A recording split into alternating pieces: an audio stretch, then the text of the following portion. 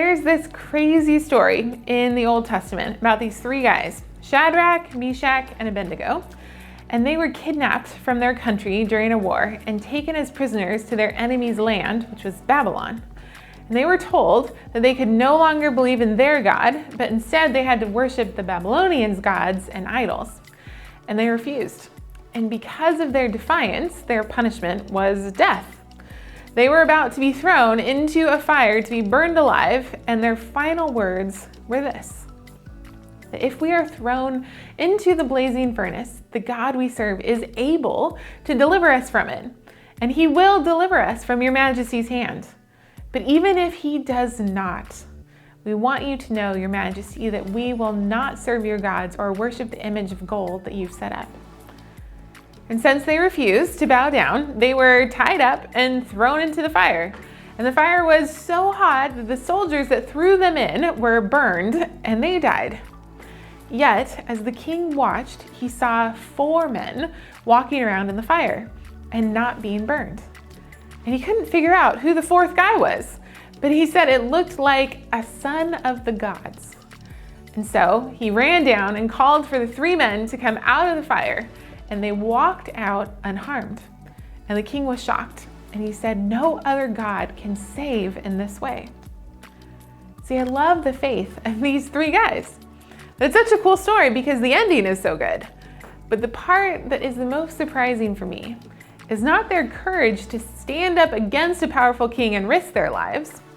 The part I love is when they say, our God can save us, but even if he doesn't, we still choose him. And I think oftentimes when we are praying for a miracle, we put our hope in the outcome. That I hope I get that job, or I hope I get healed, or I hope that this situation turns out good. And when it doesn't go the way that we ask God to make it happen, then we doubt God, or we blame ourselves for not having enough faith. For these 3 guys, their hope wasn't tied to the outcome. Their hope was tied to a God that would not fail, because even if they died, they'd go to be with him. So not even death could scare them. See, we can pray for a miracle, and God might do what we ask. I mean, he did that for these 3 guys. But they knew that even if things didn't turn out the way that they wanted them to, their hope wasn't in the outcome. Their trust and faith and hope was in a God that would never fail them, and not even death could separate them from their God. See, if our hope is tied to a specific outcome, then it's like your hope is tied to a kite on a string. I mean, it'll go wherever the wind takes it, up or down, and your hope goes up and down with it. And that's just not a very secure hope. See, these guys put their hope in a God that would never leave them, even death. And that kind of hope is just steady and unshakable. And here's the bottom line.